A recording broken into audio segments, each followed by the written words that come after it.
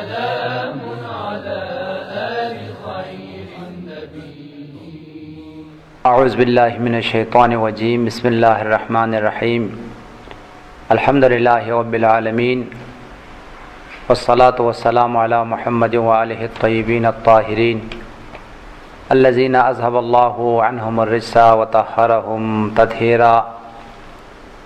اللہم صل علی محمد وآل محمد. اما بعد فقد قال اللہ الحکیم قد افلح من زکاها وقد خاب من دساها. وقال رسول اللہ صلی اللہ علیہ وآلہ وسلم علیکم بمکارم الاخلاق فإن اللہ بعثنی بها وإن من مکارم الاخلاق ان یعفو عمن ظلمہ ویصل عمن قطعہ ویعطی عمن حرمہ ویعود الی من لا یعود. مومنین کرام، شب جمعہ ہے، شب مغفرت، شب اجابت اور شب عنایات اور شب الطاف الہی ہے.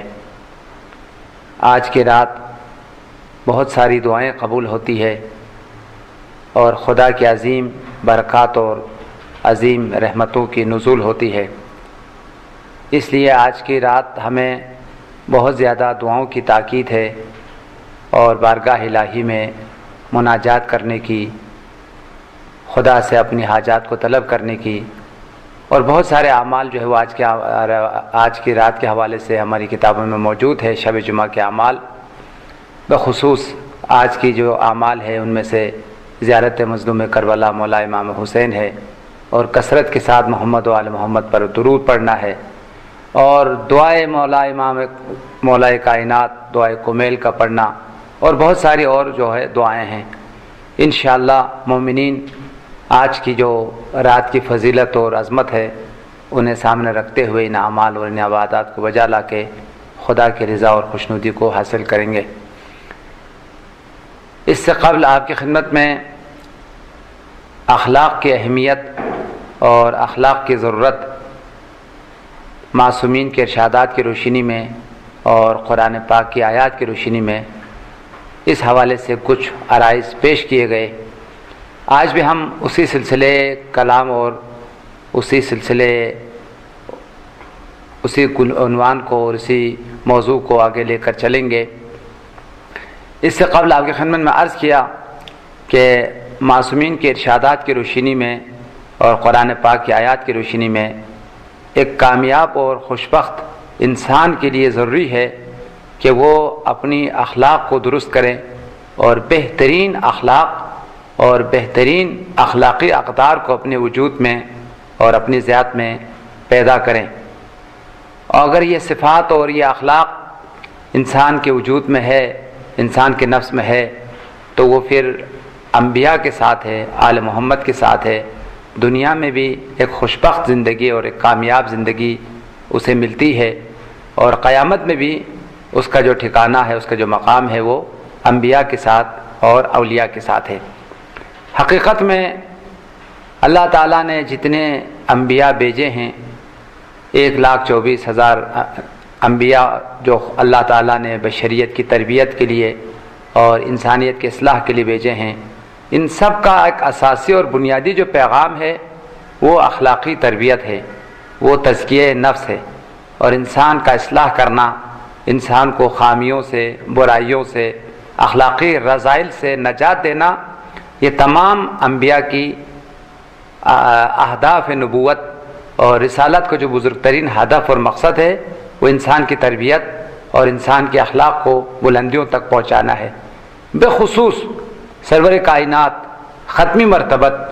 جو کہ سید الانبیاء ہے، سلطان الانبیاء ہے اور شہنشاہ بشریت ہے، اور تمام بشریت میں، تمام انسانیت میں، تمام انبیاء میں افضل ترین اور اعلیٰ ترین اور اشرف ترین اور بلند ترین نبوت اور رسالت کے مقام پر فائز ہونے والی ہستی ہے. انہوں نے خود اپنی رسالت اور اپنی نبوت کا جو مقصد ہے اور ہدف ہے وہ بیان کرتے ہوئے یہ پیغام ہم تک پہنچایا ہے، انما بعثت لاتمم مکارم الاخلاق. میں مبعوث برسالت ہوا ہوں، اللہ تعالیٰ نے مجھے رسول بنایا ہے، مجھے نبوت عطا کی ہے، مجھے رسالت عطا کی ہے، اس کا اہم ترین جو مقصد ہے، جو ہدف ہے، وہ ایک ہدف ہے، وہ ایک مقصد ہے، انما بعثت، میں مبعوث برسالت ہوا ہوں، میری رسالت کا مقصد، میری نبوت کا مقصد لأتمم مکارم الاخلاق، انسان کو اخلاق کی بلندیوں تک پہنچانا ہے، اخلاقی کمالات تک جو ہے وہ پہنچانا ہے۔ انسان کے اندر جو اخلاقی خامیاں ہیں، جو اخلاقی رذائل ہیں، جو اخلاقی کمزوریاں ہیں، ان سے نجات دینا، وہ میری رسالت کا جو ہے وہ مقصد ہے اور رسالت کا جو ہے وہ ہدف ہے۔ یعنی اگر کوئی انسان اپنے آپ کو اخلاقی خامیوں سے نجات دے چکے ہیں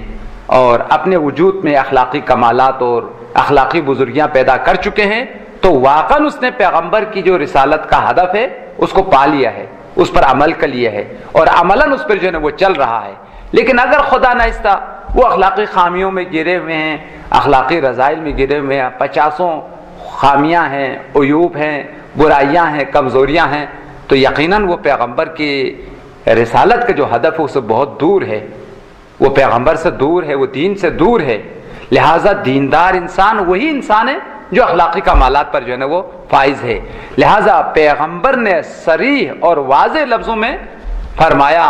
حقیقت میں میری رسالت کا جو مقصد ہے وہ انسان کی تربیت ہے، وہ انسان کا اصلاح ہے، انسان کو اخلاق کی اعلیٰ منزلوں تک پہنچانا اور انسان کی اخلاقی تربیت کرنا، وہ میری رسالت کا مقصد اور ہدف ہے۔ اسی لیے جو ہے وہ ایک اور روایت میں حضور صلی اللہ علیہ وسلم نے جو ہے وہ ارشاد فرمایا ہے، اور یہ روایت ہماری اکثر جو ہے وہ دینی کتابوں میں موجود ہے۔ ہماری دینی کتابوں میں سے ایک اہم ترین کتاب جو ہے وہ مستدرک الوسائل ہے، بہت ساری جلدیں ہیں۔ مستدرک الوسائل جلد نمبر 11 اور صفحہ نمبر 191 میں یہ روایت جو ہے موجود ہے۔ حضور صلی اللہ علیہ وسلم نے ارشاد فرمایا، علیکم بمکارم الاخلاق فإن اللہ بعثنی بہا۔ ہم سب کی جو اہم ترین ایک ذمہ داری، اہم ترین ایک مسئولیت اور اہم ترین جو وظیفہ ہے ہماری، اس کو بیان کرتے ہوئے پیغمبر نے فرمایا، تم سب پر واجب اور لازم اور ضروری ہے اخلاقی کمالات کو حاصل کرنا اور اخلاقی بلندیوں کو جو ہے وہ حاصل کرنا اور اخلاقی اقدار کو پانا اور اخلاقی اقدار کو اپنے وجود میں پیدا کرنا تم سب پر واجب اور لازم ہے۔ فرمایا علیکم بمکارم الاخلاق، تم سب پر لازم ہے، ضروری ہے مکارم اخلاق کا حاصل کرنا۔ بمکارم الاخلاق، لفظ مکارم مکرمتن کی جمع ہے، جیسے مقابر مقبرتن کی جمع ہے، مدارس جو ہے وہ مدرستن کی جمع ہے، مدرسے کی جمع مدارس آتا ہے، اسی طرح سے مقبرہ کی جمع جو ہے وہ مقابر آتا ہے۔ اسی طرح سے عربی گرامر میں مکرمتن کی جمع مکارم آتا ہے۔ مکارم کی جمع یعنی مکارم کے معنی اخلاقی کمالات، اخلاقی بزرگیاں، اخلاقی بلندیاں، جو انسان کے اصل معراج ہے، جو انسان کی اصل جو بلندیاں ہیں، ان کو روایات میں آیات میں مکارم کہا جاتا ہے۔ مکارم یعنی انسان کی اخلاقی بلندیاں، اخلاقی بزرگیاں، انہی چیزوں کے ذریعے سے انسان کو بزرگی ملتی ہے، انسان کو بلندی حاصل ہوتی ہے۔ اگر یہ چیزیں انسان کے وجود میں ہے تو وہ بلند انسان ہے، وہ عظیم انسان ہے، وہ بلندیوں پر فائز ہے۔ لیکن اگر خدا نخواستہ اگر یہ چیزیں اس میں نہیں ہے تو پست انسان ہے، وہ حقیر انسان ہے۔ یعنی انسان کو جو عزت ملتی ہے، جو مقام اور مرتبت حاصل ہوتی ہے، وہ صفات کے ذریعے سے ہے، وہ اخلاقی کمالات کے ذریعے سے ہیں۔ یہ کمالات اور یہ صفات یا اوصاف اس کے اندر ہے تو وہ بزرگی کا مالک ہے، وہ بزرگ انسان ہے، وہ اعلیٰ درجے کا جو ہے نا وہ انسان ہے۔ اس لیے پیغمبر نے فرمایا علیکم بمکارم الاخلاق، تم سب پر ضروری اور لازمی ہے اخلاقی بزرگیوں کو سیکھنا، یعنی اخلاقی کمالات کو اپنے وجود میں پیدا کرنا اور اپنے آپ کو رذائل سے، کمزوریوں سے، برائیوں سے، خامیوں سے نجات دینا۔ جلد غصہ آنا یہ رذیلہ ہے، یہ برائی ہے، یہ پستی ہے۔ خدا نہ سے کسی کو نازیبا جملہ کہنا، بار بار جو ہے نا بد اخلاقی کے ساتھ جو ہے نا پیش آنا اور لوگوں کے ساتھ ہر طرح کی جو ہے معاذ اللہ غلط حرکتوں کے ساتھ، غلط کارروائیوں کے ساتھ، یا معاذ اللہ انتہائی پست طریقے سے جو ہے نا وہ ملنا اور باتیں کرنا اور خدا ناخواستہ نازیبا جملے کہنا، یہ سب کی سب انسانی کمزوریاں ہیں، خامیاں ہیں۔ پیغمبر نے فرمایا ان تمام خامیوں سے اپنا آپ کو نجات دینا، اور اس کے مقابل میں جو بزرگیاں ہیں، جو کمالات ہیں، جو اخلاقی اقدار ہے، اس کو اپنے وجود میں پیدا کرنا ضروری اور لازم ہے۔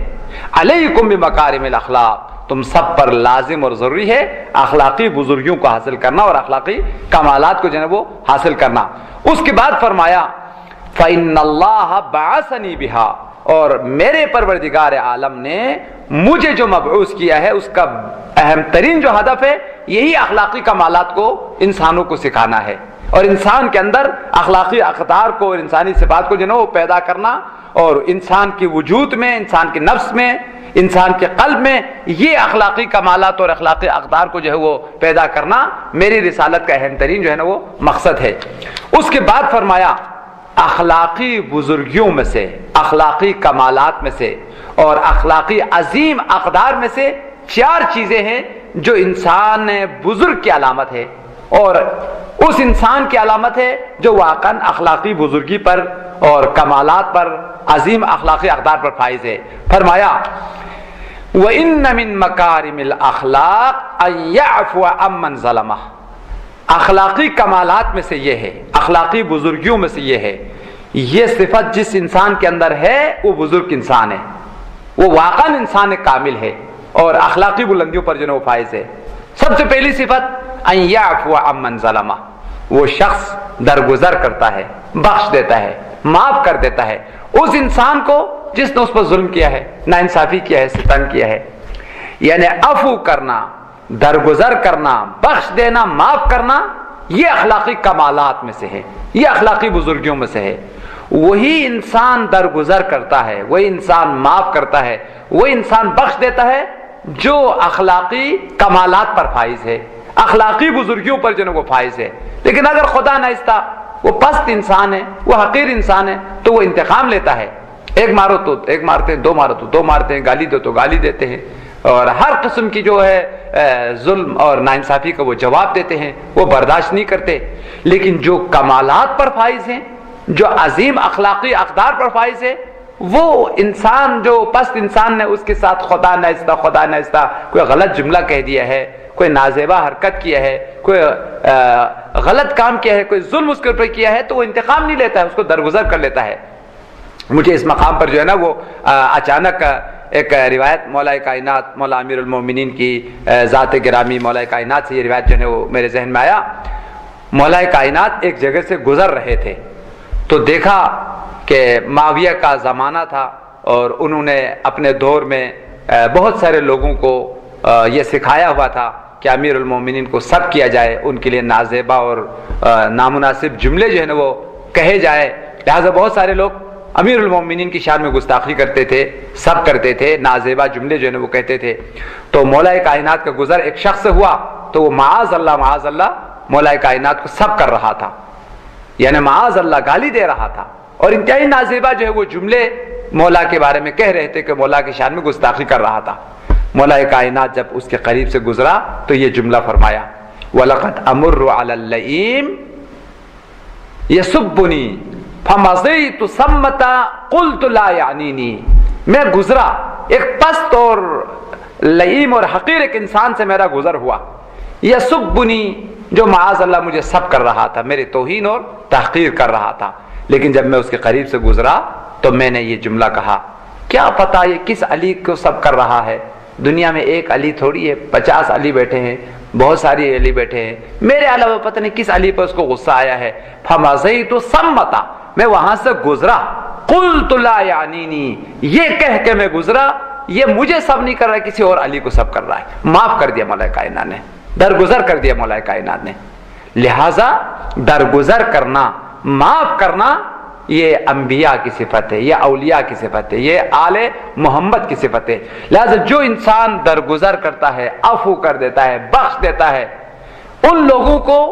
جنہوں نے ان کے لیے ناانصافی کی ہے، ظلم کی ہے، یا ان کی توہین کی ہے، ان کی تحقیر کی ہے، تو ان کو بخش دیتے ہیں۔ وہ تو تحقیر کر رہا تھا لیکن یہ اس کی تعظیم کرتا ہے، وہ معاذ اللہ اس کے لیے نازیبا جملہ کہہ رہا تھا، یہ اس کے لیے پیارے اور انتہائی زیبا کلمات اور ادب اور احترام کے ساتھ جو ہے وہ پیش آتا ہے. لہذا پیغمبر نے فرمایا اخلاقی کمالات میں سے ایک اہم ترین بزرگی، ایک اخلاقی انتہائی کمال وہ درگزر کرنا ہے، وہ عفو کرنا ہے. انشاءاللہ آئندہ دروس میں ہم باقاعدہ عفو کی فضیلت، عفو کی ثواب اور عفو کرنے والوں کا جو مقام قرآن پاک کی آیات اور معصومین کے ارشادات میں بیان کیے گئے ہیں اس کو تفصیل کے ساتھ جو ہے وہ بیان کروں گا. سورہ مبارکہ آل عمران میں متقین کی صفات کو بیان کرتے ہوئے پروردگار عالم نے سب سے پہلے یہ جملہ ارشاد فرمایا ہے الجنت اعدت للمتقین الذین ينفقون فی السراء والضراء والکاظمین الغیظ والعافین عن الناس. جنت متقین کے لیے بنائی گئی ہے، متقین کا مقام ہے. لیکن کون ہے متقی؟ متقین کا کردار کیا ہے؟ متقین کے اوصاف کیا ہے؟ ان کو بیان کرتے ہوئے 5 اوصاف جو ہے ان آیات میں بیان کی گئی ہے. انہی اوصاف میں سے ایک اہم ترین صفت جو متقی کی صفت ہے العافین عن الناس، وہ عفو کرنے والا ہے، درگزر کرنے والا ہے. متقی انتقام نہیں لیتا ہے، مومن انتقام نہیں لیتا ہے. ہر بات کا انتقام لینا یہ مومن کی علامت نہیں ہے، یہ متقی کی علامت نہیں ہے، وہ جاہل انسان کی علامت ہے. وہ بہت جلد منفعل ہوتا ہے اور انتقام لیتا ہے اور انتقامی کاروائیاں جو ہے نا وہ کر لیتا ہے. لہذا انتقام لینا، معاذ اللہ غلط جملے کا بدلے میں غلط جملہ کہنا، غلط حرکت کے مطابق غلط حرکت کرنا، یا اگر کسی نے ہاتھ اٹھایا تو ہاتھ اٹھانا، یہ جاہلوں کی جو ہے نا وہ علامت ہے. لیکن متقی کی علامت، مومن کی علامت یہ ہے کہ اس کو درگزر کر لیتے ہیں، اس کو بخش دیتے ہیں. اس لیے سرور کائنات نے فرمایا وَإِنَّ مِن مَكَارِمِ الْأَخْلَاقِ أَن يَعْفُوَ عَمَّن ظَلَمَ. اخلاقی کمالات اور اقدار اور بزرگیوں میں سے یہ ہے کہ درگزر کرنا، بخش دینا ان لوگوں کو جس نے ظلم کیا ہے. اس کے بعد فرمایا وَيُعْطَى عَمَّنْ حَرَمَ. ان لوگوں کو عطا کرنا، ان لوگوں کو دینا جن لوگوں نے تمہیں محروم کیا ہے.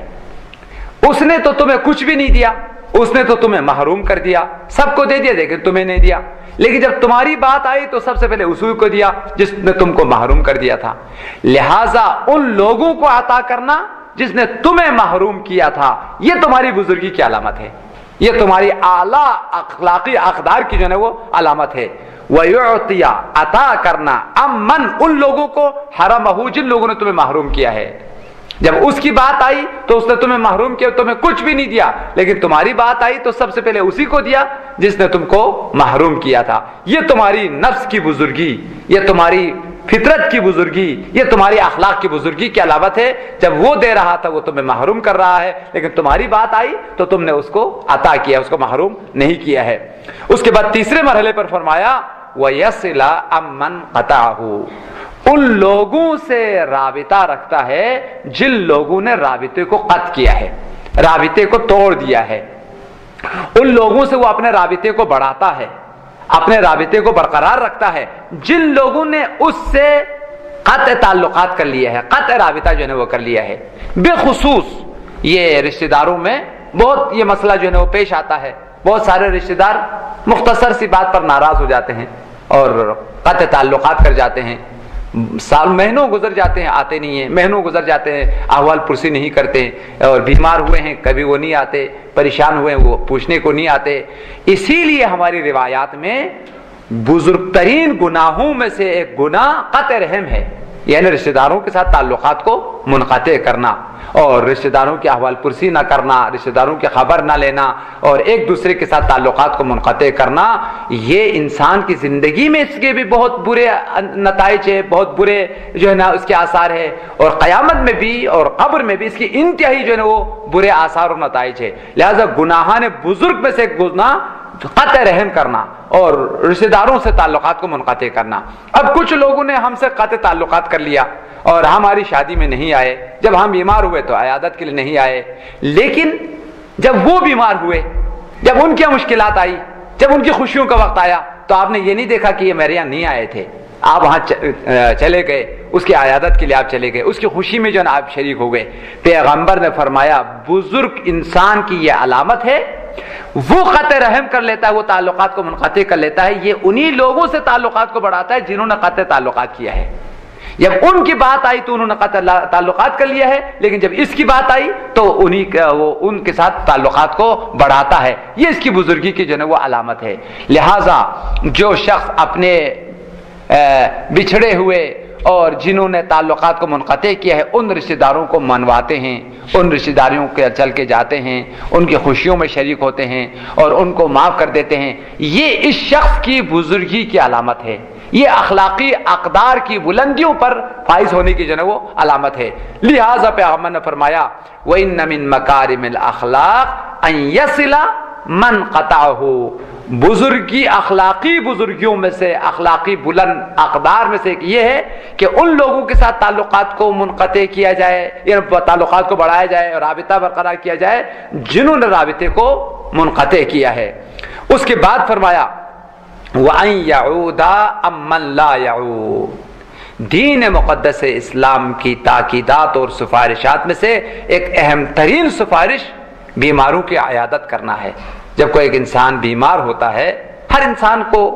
بیماریاں لاحق ہوتی ہے، یہ نوبت ہر انسان پہ جو ہے وہ آتی ہے، لہٰذا اخلاقی کمالات میں سے ایک کمال،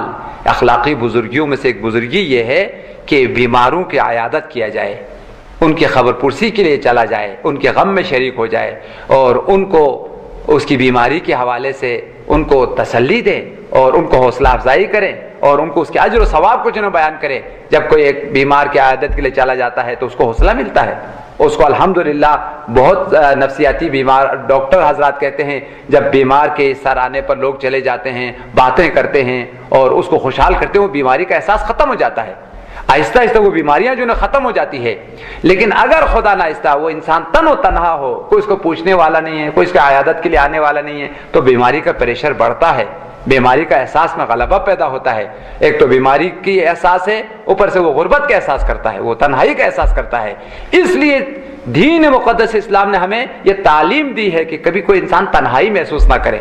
کوئی اگر بیماری کی پریشانی میں مبتلا ہے تو بیماری کی پریشانی کے ساتھ ساتھ تنہائی کی پریشانی بھی اس کو لاحق نہ ہو، لہٰذا اسے یہ احساس دلا جائے کہ ہم سب تمہارے ساتھ ہیں اور یہ بیماری ٹھیک ہو جائے گی اور یہ پریشانی بہت جلد جو ہے نا وہ ختم ہو جائے گی۔ یہ بیماری کا عیادت کرنا ایک اخلاقی دستورات میں سے ایک اہم ترین دستور، لیکن پیغمبر نے فرمایا اخلاقی کمالات میں سے، اخلاقی بزرگیوں میں سے ایک اہم ترین بزرگی یہ ہے ان لوگوں کی عیادت کے لیے چلے جائے جنہوں نے اپنی زندگی میں کسی کی عیادت نہیں کی ہے، کسی کے حوالے پرسی نہیں کی ہے۔ یعنی ایک ایسا انسان ہے، بد اخلاق انسان ہے جو کسی کی عیادت کے لیے نہیں ہے، کسی کے حوالے پرسی کے لیے نہیں جاتا ہے، عیادت کرنا اس کی زندگی میں نہیں ہے۔ یہ شخص جب بیمار ہو گیا تو دوسرے لوگ بھئی اگرچہ یہ تو عیادت کے لیے نہیں آتا تھا لہذا ہم بھی نہ جائیں، جب ہم بیمار ہوئے تو وہ نہیں آئے لہذا ہم بھی نہیں جائیں گے، یہ عادت نہ ہو، بلکہ وہ اس کی سیرت ہے، یہ اس کی عادت ہے۔ ہماری عادت یہ ہے کہ اگرچہ اس نے عیادت نہیں کی ہے، اگرچہ اس نے ہم سے حوال پرسی نہیں کی ہے، لیکن چونکہ وہ بیمار ہو گیا ہے ہماری ذمہ داری ہے کہ ہم اس کی عادت کریں، اس کی حوال پرسی کریں۔ لہذا فرمایا وَأَن يَعُودَ، عیادت کے لیے چلا جائے، امن لا یعود، اس شخص کی عیادت کے لیے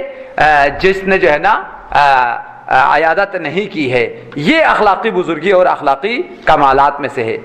ایک اور روایت جو حضرت صادق آل محمد نے ارشاد فرمایا ہے، اس روایت کو حضرت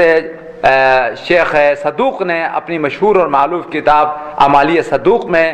صفحہ نمبر 184 پر نقل کیا ہے، اور اسی طریقے سے میزان الحکمہ ہماری بہترین اور معتبر ترین کتابوں میں سے ہے، اس میں جو ہے جناب ریشیری صاحب نے اخلاق کے باب میں اس روایت کو نقل کیا ہے، اور حضرت امام صادق کی یہ روایت نقل کر کے آپ کی زحمتوں کو تمام کرنا چاہتا ہوں۔ اس روایت میں سب سے پہلے تو مولا امام صادق نے ہمیں اخلاقی کمالات اور جو اخلاقی بزرگیاں ہیں انہیں حاصل کرنے کی، انہیں سیکھنے کی اور اپنے نفس میں اخلاقی بزرگیوں کو پیدا کرنے کی تاکید کی ہے اور سفارش کی ہے۔ اس کے بعد پھر جو اخلاقی کمالات ہیں،